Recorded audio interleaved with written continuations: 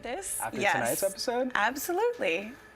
Hey everyone, welcome back to The Small Council. I'm your host, Ramon Govea, and I'm here joined by Ginny McQueen. We're actually a little bit short today, so we're a little bit of a smaller council. Madi isn't here tonight, so she won't be joining us. But nonetheless, we're gonna jump right into the most important thing on television right now, as you all know, Game of Thrones. So we had a huge, there's so many kind of things what the fuck happen. moments, right? But instead of starting with some of those, let's talk about that reunion of the century. How Stark is beginning the reunion phase. Yeah, this is the first time we've gotten to see someone reunite, like the Starks actually, two of them got to go together in the same place and they didn't miss each other. Like we had so many of those like misfires where Bran like almost saw Jon and then didn't, and then Arya almost saw her mom and then didn't, and we finally got a couple of Starks, even though he's a Snow, but come on. Finally got some happiness. We got to see two characters who have been so sad for so long actually like smiling and laughing. Yeah, I think this is probably the first time I've seen Jon Snow smile in how many seasons? He's been Has he ever kind smiled? of moody Jon Snow. I think the last time was when he was in that hot springs with Ygritte, right? Yeah. That's the last time I saw him laughing and smiling. So this was a really cool moment because after last week's episode, which was a real downer, watching Shaggy Dog go down. I mean, we didn't have to see it go down, but it was a really hard episode knowing now that Ramsay has some leverage on the Starks and he's going to try and, keep control over Winterfell. And we'll get to what that means now for Jon Snow. I mean, last episode he finally gave up his mantle of the Night's Watch, and this is the first episode where we finally start to get into how he's dealing with being betrayed and finally deciding, okay, now I can go and do something else. And it was such a sweet moment with like, oh my God, finally like Sansa's here, and we thought that it was gonna be, Jon was gonna be like, all right, let's do this, let's go take back the North, and he was actually like, no, I don't wanna fight anymore, like let's just not do anything. So that was very like, Jon, what are you doing? Like, finally we had Sansa step up. And Sansa was like, no, if you don't do it, I'm going to go do it myself. Exactly. And that's a huge moment. I mean, Jon Snow is someone who has obviously been defined by his loyalty, his honor, his adherence to veracity and being truthful, just following in the footsteps of Ned Stark, naturally. And here we have him kind of admitting that he's finally exhausted. He's pretty much like, they killed me. I'm back to life. I'm done. I'm throwing in the towel. You can't get me back in the ring. That's it.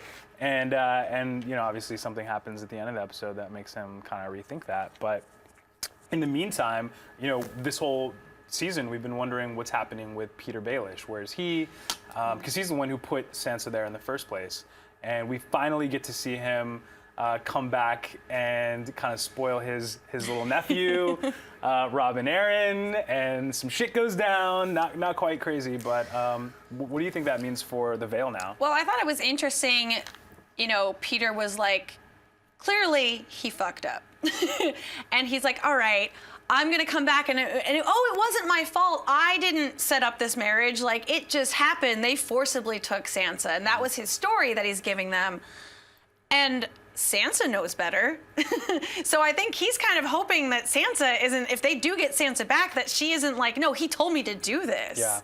Like, that's going to be kind of an issue. It's going to be interesting. Baelish has been one of those people on the show, one of those characters that really has always kind of been the puppet master, pulling the strings and kind of planning, strategizing, and then disappearing right when the axe comes to call on your head. And now he's at a point where I think he's very well positioned in terms of no one knows his plan. So that's the first big thing about Peter Baelish is no one has any idea what his ultimate goal is, other than he's making a play for power. He's making a play for the long term, and he obviously sees that now by allying with the Starks. He can get ahead. He can take control of the Vale. Which is assuming that's his plan. And now what does that mean? Because they're going to march north now. Yeah. So they're going to join the mix. Yeah, I think it was, it was fun to see, Robin just being his little spoiled shit of like, look, I got you a bird, do what I want. And he's like, okay. Yeah. Like you literally can like wave a shiny object in front of Robin and he'll pretty much do whatever you want. Yeah. But yeah, I'm kind of concerned about, okay, first off, this is the first time we've seen Peter fuck up. basically. And I think he's trying to cover his tracks real quick, and he's like, oh shit, quickly have to go help them. Yeah. And did very smartly maneuver it to, oh, you know, she's in trouble. We need to go help her, Yeah. and like, you know, alight it that way. So it's going to be interesting.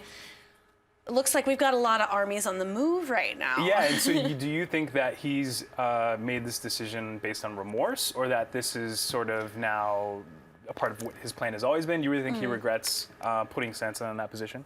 I think he definitely regrets it. Not only just that, you know, if he had any sort of feeling for her just for, you know, from being Kat's daughter, or, you know, having any sort of actual human emotions. I think he has some human emotions in there.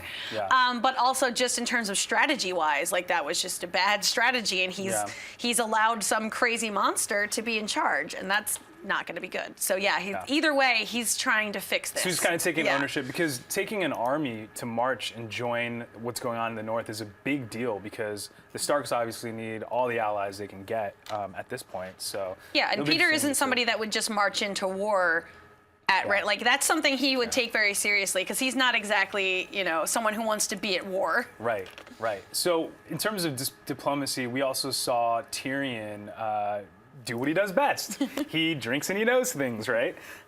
He was able to masterfully at least employ the first kind of diplomatic presence in Meereen, because up until this point, it's just been the Unsullied and Daenerys, and now he's bringing a whole new method for trying to negotiate with the slavers. Yeah, I mean, obviously what Tyrion is doing is smart. You know, from a logical standpoint, you don't just go into somewhere, rip out the infrastructure, and then leave. Right. You know, we've learned that from, you know, real world events. It doesn't usually work out well. No. So, you know, you can see where he's coming from, but at the same point, you can also see, you know, Missandei is not having it. Yeah. She's very upset because, you know, she's with Dany on the whole, like, slavery bad. Even if it's okay, a few years of slavery, that's still terrible. Right, and you see this moment between Grey Worm and Tyrion when the slavers approach. You know, Tyrion is very good at getting people to influence people, right? He's a supreme diplomat, and I noticed in this episode he tends to ask this question of, "What do you want?" He's clearly read some Dale Carnegie, knows how to influence people, and he's like, if I know what you want, then I can get what I want. And that's his approach with the slavers. And obviously he has this conversation with Grey Worm, and they're not feeling good about this potential deal, and they still don't trust each other. Yeah, I mean, they don't trust him, but at the same point, we did see them kind of like, yeah, this is bad, but also what other option do we have? Right. I mean, this is, you know, they don't want to keep being at war. They're going to lose people no matter what. People are going to be angry no matter what. It's whether it's sustainable. Right. And right now they are not in a way that's sustainable. Like, everyone's pretty much trying to kill each other. And their biggest, you know, it's like, do we deal with the Sons of the Harpy first and then go on to everything else? That's probably the smarter thing to do, because we can't fight everyone and the Sons, and like we have to have some sort of like they need to premise quell. Here. It's interesting because there's this parallel between what's happening in King's Landing between the High Sparrow and the Lannisters, and then what's going on in Meereen with Daenerys and the Sons of the Harpies. You have these the commoners rising up against their leadership. And so it's really interesting to see how each side is dealing with it. And it's interesting, of course, that there are Lannisters at the center of both of those situations. So it's kind of funny. Lannisters. But speaking of basically Meereen and the instability that exists there, they can't wait much longer for Daenerys to come back at this point. And so he's just buying time. And now we have Jorah and Daario who get into the encampment, and they have their little romp. Well, I love that, like that buddy cop thing going on right there. Yeah. Oh my God, I would watch that. I want that just to be a spin-off of those two, just like riding around, making jokes. If there's one thing that this show is really good at, it's taking two unlikely characters and pairing them together and just making it so perfectly giving them their own little comedic. Stories. Yeah. I love it. I mean, they did it with Arya and the Hound. They did it a few times in terms of the journey of two people, you know, together. So I really like the way that they have this tension, but they also know that they have to work together and be allies. They obviously make it into the Dothraki camp, and you start to really see kind of that disparity between who Jorah is. He's House Mormont. He's very much, you can tell he's got that northerner vibe, right? And then you see Daario, who's this sort of, runs. He's like a gypsy, right? He's essentially like a gypsy.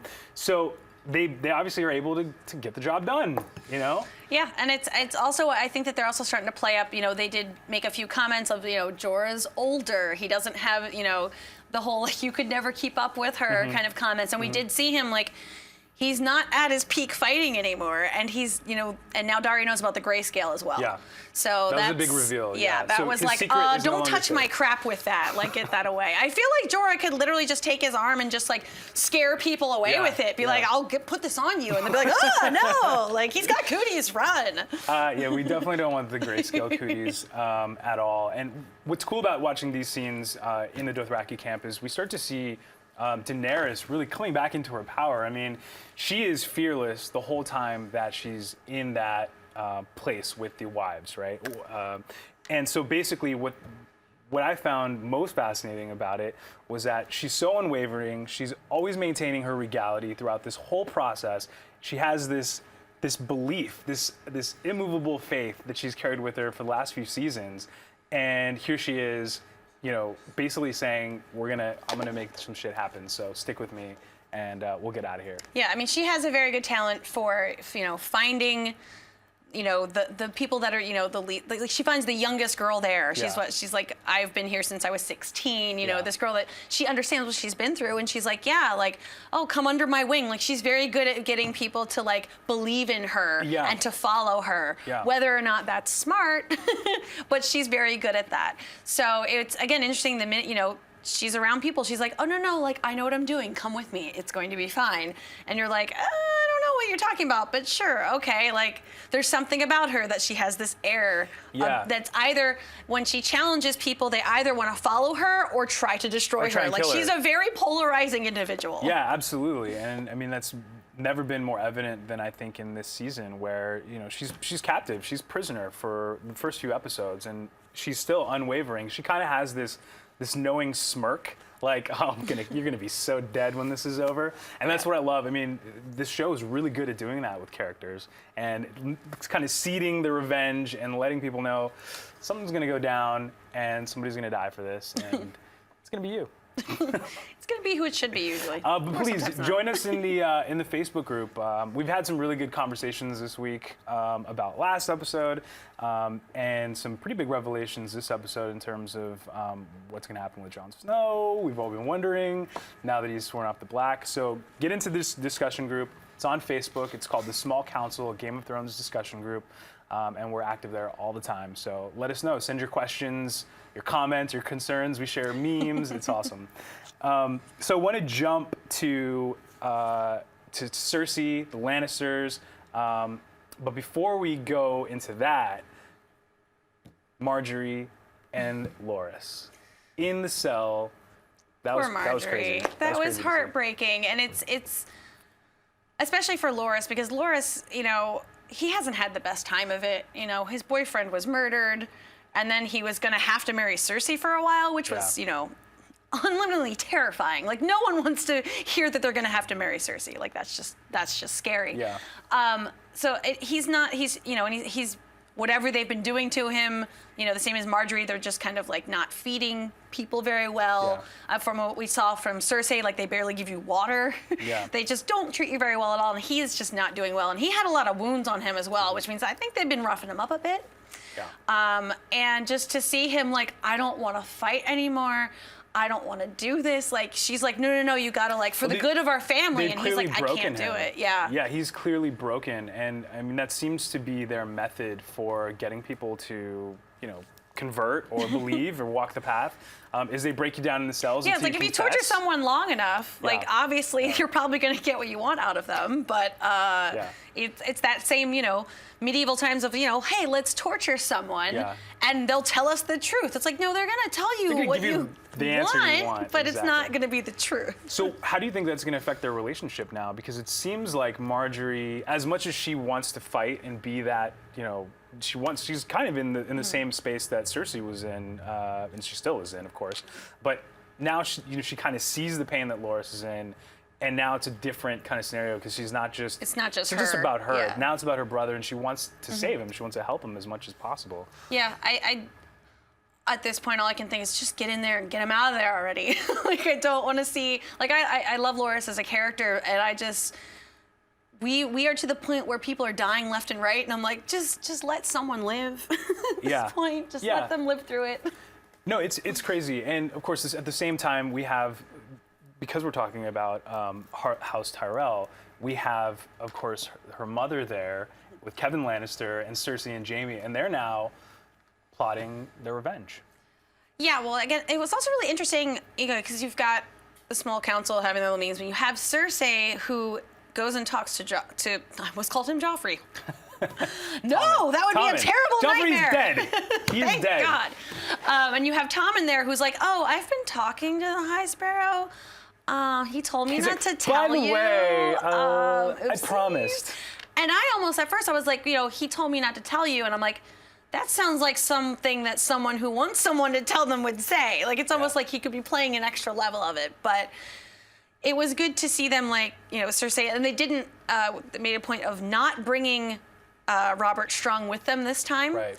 So I feel like they were a little less like, hey, we're not here to fight you. Right. We're here to actually agree on something. Yeah, they didn't bring their muscle in with them. Right. They weren't there to intimidate. Yeah. They were really genuinely there to try and strike a treaty and alliance with House Tyrell. Speaking of Tommen, it's interesting to see how ever since Tommen has come into power, he's kind of been there just sitting, listening to different people whisper in his ear, oh, this is the advice that you need to listen to. Trust me, this is the way you want to handle it. And we start the scene with Pycelle in there talking to him. Good old farty Pycelle. Oh my God. Are you not just waiting for him to fart now every scene he's in?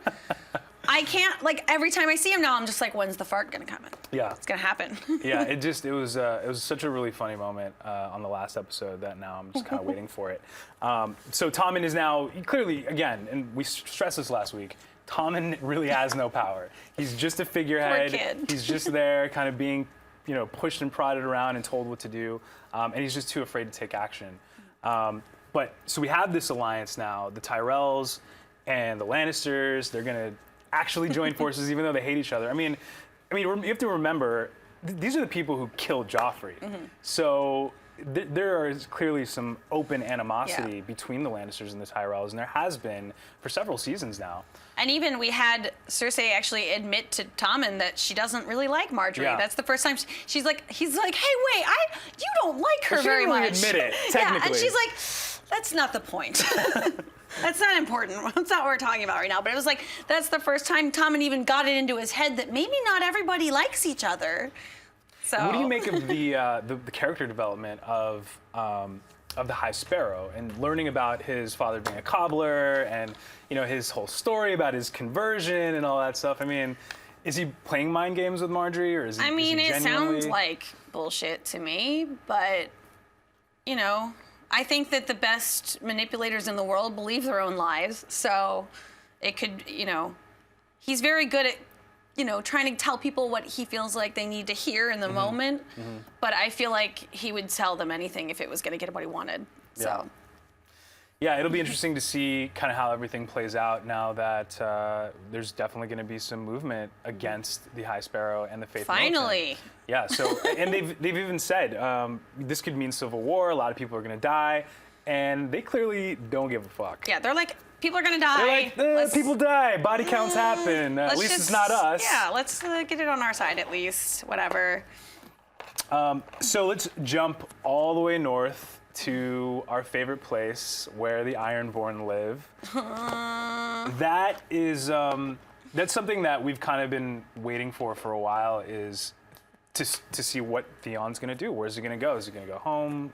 And so he's finally made it home, runs into Yara, his sister, and what's that mean now for House Greyjoy? Yeah, I mean, Yara, you know, feels like she's been burned by him before. You know, she tried to go rescue him, and he wouldn't leave. A bunch of people got killed. She's like, all right, fuck this. I'm done with you. You're not my brother anymore. Yeah. And now he's showing up like, oh, I figured it out.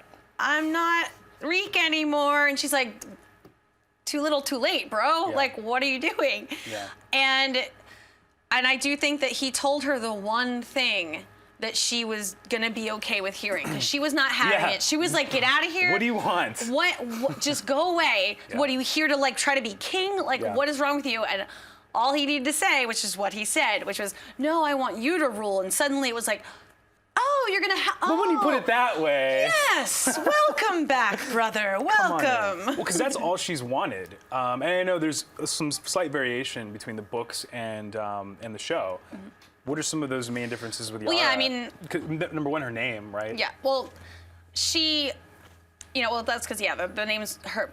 In the show now, she's called Yara instead of Asha, because Asha and Osha sounded too much alike. So they're like, we can't do that. They change it.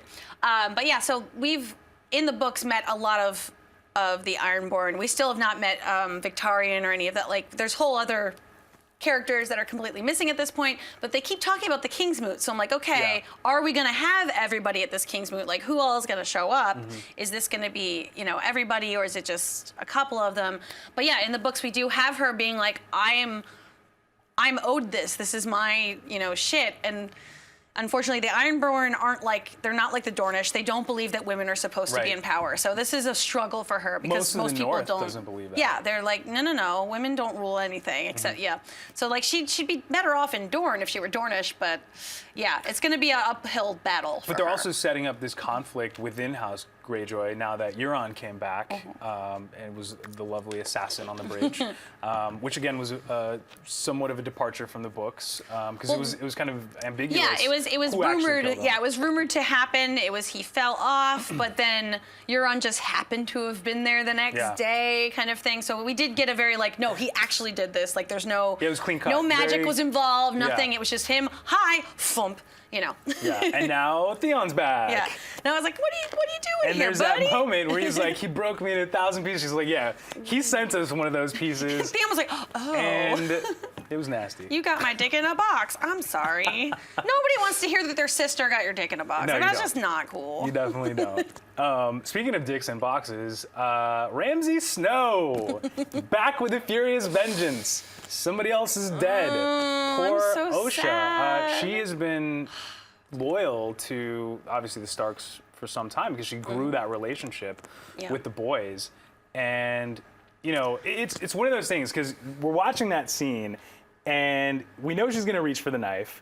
But we also know that Ramsay ain't gonna be that easy to kill. So this is not gonna end well. That whole scene, I was like, don't try it. Don't try it. I knew she was gonna try it. And I was like, this isn't gonna end well. Please don't do this. Please don't do this. But I feel like her death, I love Natalia Tena. Like, Natalia Tena as Osha was just so great. And I'm really sad that she's gone now. Yeah.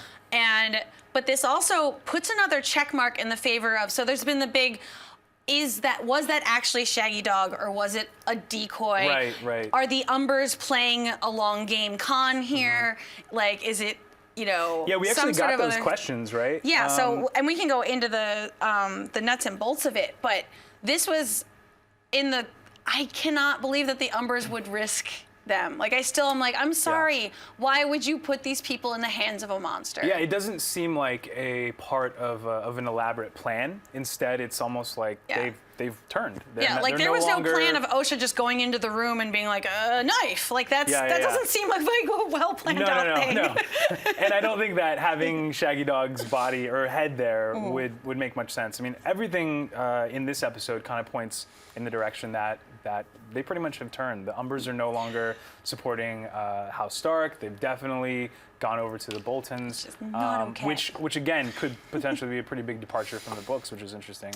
And we haven't seen House Manderly, who's the other house in the north. I mean, the big thing about the north is that there's several rivers, and they basically want control of the rivers. You've got Winterfell at the center of the main import area, and exports as well. And then you've got the Boltons, and then you've got the Umbers further north. So, having another house there to support House Stark would be advantageous. But as of right now, we don't know who they are or where they are.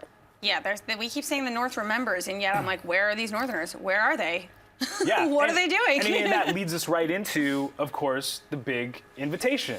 Oh, so yes. in the book, I know people talk about this as the pink letter. There's speculation someone else wrote it. But I think in the case of the show, which is really cool, it's pretty direct. I mean, it seems like Ramsay just sent this letter, you know, Ed and everyone's just sitting there trying to have a nice little meal, can't even break bread together without Ramsay pulling a nanny boo boo, I've got your he was brother. calling people names, you know. Yeah. Threatening rape like you do. It was pretty bold.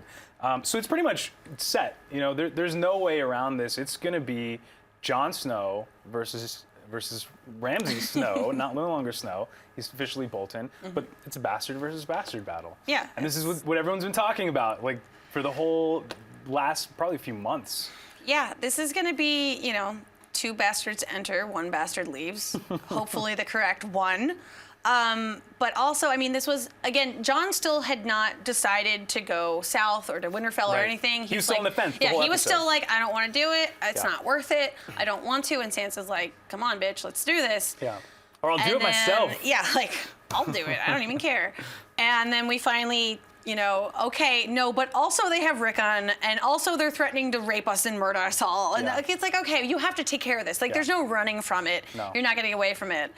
But also in that scene we did have, which I was super excited to see, was Tormund and Brienne in the same room. Yeah.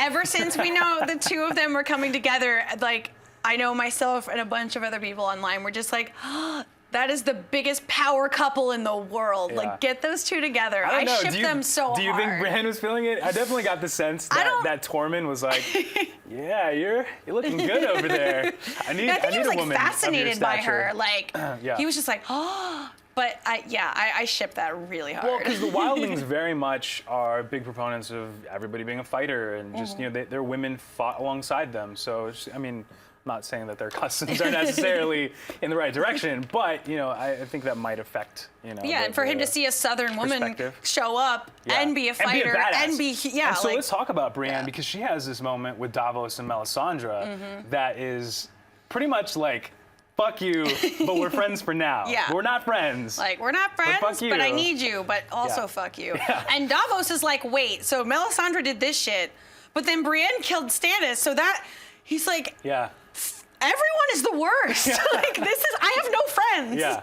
He's like, all my friends are terrible people. All my friends are dead. Yeah. I mean, that was really the revelation, because he had no idea. He's like, well, Melisandre killed Shireen, but Brienne killed Stannis, so he's just like, whoa. Well, he didn't find out what happened to Shireen yet. Yeah, he just heard the whole, like, it happened. And I think he kind of knows at this point. I think he's just to, like, everyone is the worst. I think he's just like, I feel like he should do a Jon and just be like, peace out, done. I'm done. Well, what's interesting is Melisandre also said that she pledged her allegiance to Jon Snow. She thinks he's the prince who is promised, which last week we talked about that prophecy of the Azor Ahai, who's there to essentially fight the White Walkers. And this is what this show, I feel, has been really building up to, particularly with that big standoff again with the Night King, you know, between Jon Snow and the Night's King, is that's what it was called.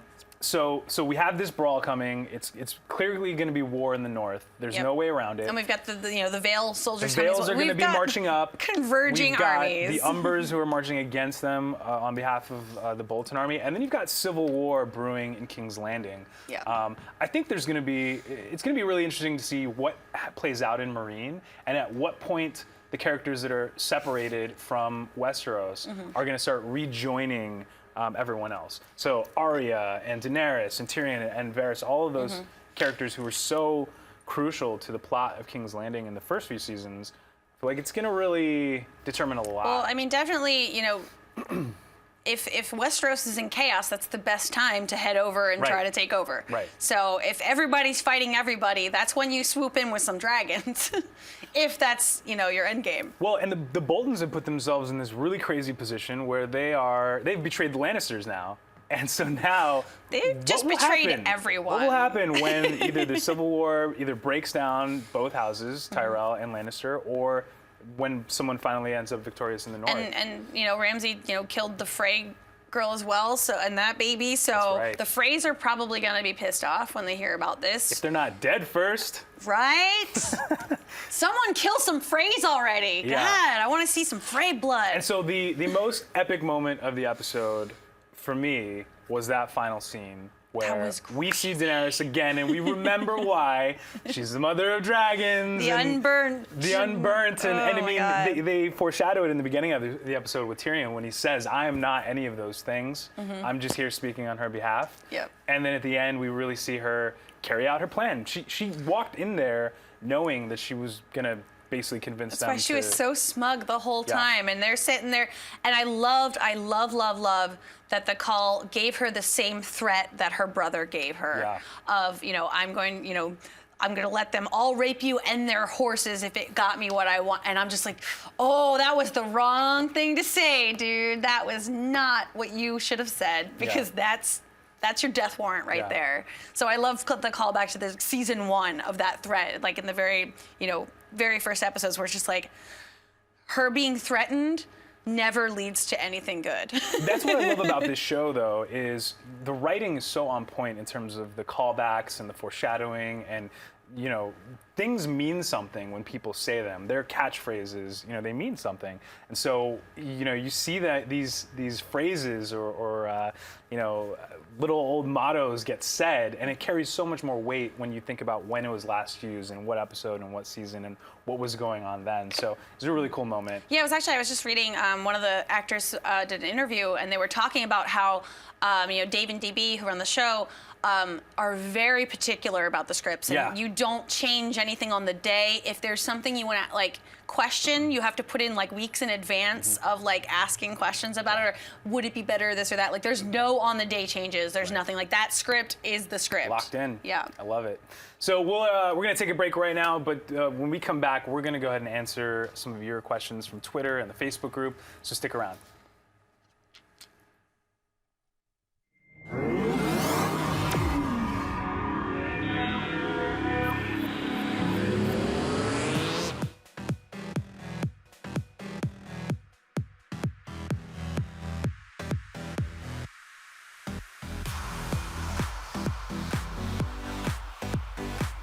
Just in case you missed it live. In case you missed it live. In case you missed it live. Oh my God. Figure that out. High five.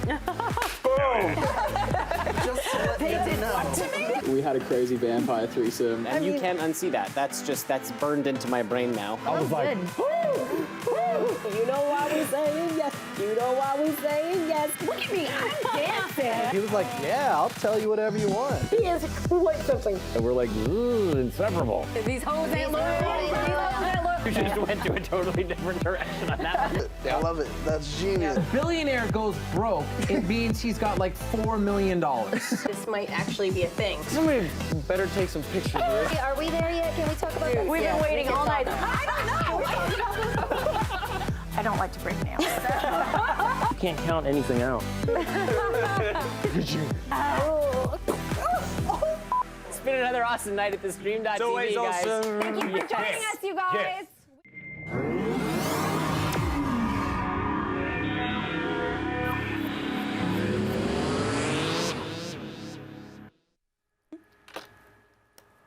Welcome back to the Small Council. We're going to answer some of these Twitter questions, which I think were pretty good this week. So we'll start with @Brian Gaudet. He tweeted @SmallCouncil, Daario has to be the harpy, right? 3 treasons, #3 treasons, #blood, #gold, #love. What are your thoughts on that, Ginny? Well, yeah. So the one of the prophecies was that she would be betrayed 3 times, and as he just listed, and they were going to be for 3 reasons. So there's been a lot of speculation about, okay, what are those treasons? Was it any number of times, like when she was betrayed? But was Jorah one of those betrayals? Was you know, the witch who, you know, basically murdered her baby? Is that one? You know, was Jorah the one for gold or for love or what? Like, there's a lot of different interpretations. So we're not really sure what that could be. I feel like at least in the show, Daario does not come off to me as someone who would be in with the Harpies. Like, he just doesn't seem very conniving. Yeah, I feel like, you know, there are, when you're wondering if there's going to be a big twist and a mystery, you have to set it up, right? And I feel like in this case with Daario as, you know, potentially the leader of the Harpies, I don't feel like they've set it up enough really to have that payoff. So I'm really skeptical of the Daario theory. I think that for the show, they're probably going to lean towards someone else. I mean, it may still be someone, close to them, or we may, find a new character that comes in and maybe somehow related. But I would be really shocked if it was Daario. Yeah, I mean, there's a chance for anybody being any sort of evil you person. really never know. Happen. Everyone's evil. But yeah, from what we've seen, I wouldn't put money on it. So R McCoy3 tweeted at us, if R plus L equals J is true, which we don't know yet, but if it's true, do you think they should confirm it early and get it out of the way, or wait till the end of the season? That's a really good question. I don't know if they need to wait. I feel like people kind of already know, but in terms of story and payoff, it might make most sense for them to withhold that information. Maybe finding out that information is what pushes Bran to move south. I don't know. What are your thoughts, Ginny? I mean, we could talk about what I personally want. And what I personally want was for it to have already happened. Yeah. I think we're all in the same boat. But yeah, I think at this point, I think they're going to wait. I don't think it's like next episode we'll get it. Like it's gonna be a little while. I think they might even, drop a few more other scenes of flashbacks. So we might get other little hints from like the tourney or other parts. Yeah. I don't think they're gonna go straight back to it. If anything, they'll save it for the finale or they're gonna torture us because that's what they do. So we have Dark Wolf 02, who tweeted, can Sansa give Jon the name Stark? Which is a good question. I actually thought of it while we were watching the show. Yeah, we were talking about that. But I don't think that's the case. So basically, to be legitimized, it's by the crown. The crown can legitimize you or your parent. She is neither of those things. I had said the only way that would work is if she became queen in the North. Right. Which, hey, I would be all for that. Which is possible. But then wouldn't her making him a Stark then make him the one who becomes... Maybe. Yeah. I mean, I don't think there's really a precedence for it. So at that point, they could just make up their own rules because they're in the North and they can do what they want. So we're getting close to the end here. I do want to jump into this really cool thing that we read during the week. Ginny. Yeah, it was on... awesome? It was on Mashable.com. Yeah. So somebody put together a huge article that was all basically breaking down the lineage of if Tommen were to die, who would actually the crown go to? Because he's the last of the heirs at that point. So who would the crown actually pass to? This is keeping in mind that he's still considered a legitimate person. We don't know, not considering he's actually a Lannister, but he's a Baratheon. He's the final Baratheon, pretty much. Yes, so there are no more Baratheons in the world. So they kind of broke it down. They're like, okay, would we go back through the lineage and, or would it be Dany? Would we go back to Targaryens at that point? Right. And there were so many different little arcs and quirks and back and forth. We went back to Tywin at one point. Yeah, and that's how the legitimacy goes back. It goes back to the Lannister, to Tywin, who's of course dead, and then to Jaime. And then Jaime, who is not swearing that off. He can't because he's Kingsguard, so he can't be king. And so now the only person left is Cersei. Cersei. It goes back to Cersei, according to this article, which there's always addendums to it. You can always find fault or whatever in these things, but it was a very good breakdown. Yeah. And I was like, someone should point that out to Cersei. No, and that's the last thing that she might actually betray her own son and kill him just so she can be in power. No, she loves her kids too much to do that. Oh no, she definitely does, but I feel like she'd be a little less worried. She'd be like, it's okay, I got this, it's cool. I don't know about that. I think we would create a monster. Cool, well, thanks again for checking out The Small Council. We'll be here again next week talking everything in Westeros, so join us. And in the meantime, don't forget to check out our Facebook group. You can follow us on Twitter, send us questions. Ginny more so than anybody, is always on talking about Game of Thrones, so definitely hit us up on social media. Thanks again. Cheers.